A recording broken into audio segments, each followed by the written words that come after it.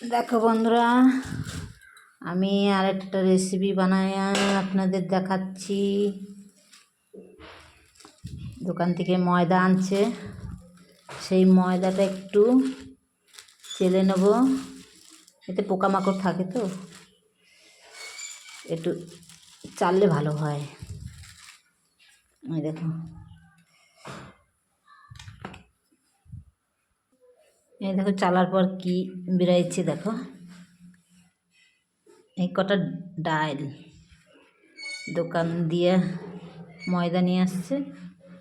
অন্য সময় তো পোকামাকড় থাকে, আজকে পোকামাকড় নেই।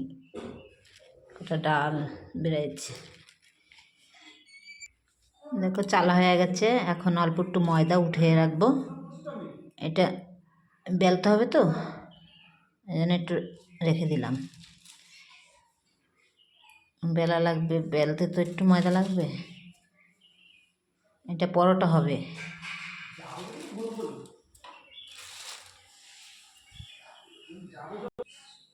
দেখো, দুটো আলু সিদ্ধ করে রেখেছিলাম ভাতের লগে, এটা এখন দিয়ে দেবো আটার সাথে, ময়দার সাথে, আর একটু লবণ দিয়ে দেবো। মাখায় নেবো, এতে ভালো করে মিহিন করে এটা মাখাইতে হবে। একটু জল লাগবে এতে, আবার একটু জল লাগবে, না হবে না। জল তো লাগবে, দুটো আলু দিচ্ছি হবে না। ভাবলাম 3টে আলু দিচ্ছি, দিই না, দুটো।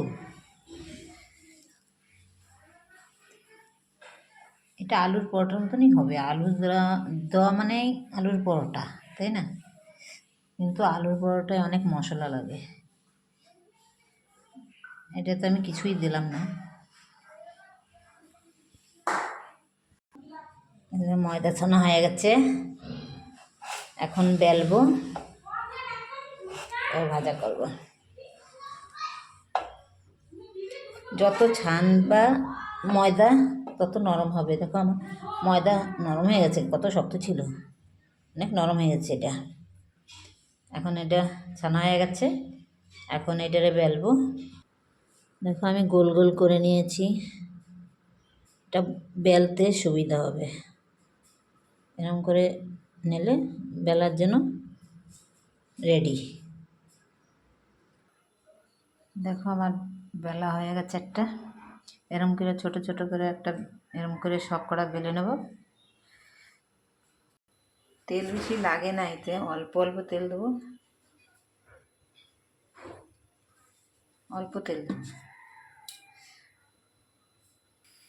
এক এক করে এরকম করে একটা একটা করে ভেজে নেব, সব কটা একটা একটা করে ভেজে নেব।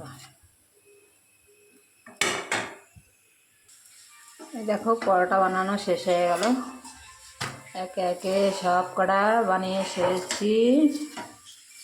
এখন দেখতেই পাচ্ছ হয়ে গেছে। এই দেখো কতগুলো বানানো হয়েছে, এই দেখো কতগুলো। নামাইলে হয়ে যাবে। এতগুলো পরোটা বানিয়েছি, দেখো বন্ধুরা, এই দেখো, এই দেখেছো।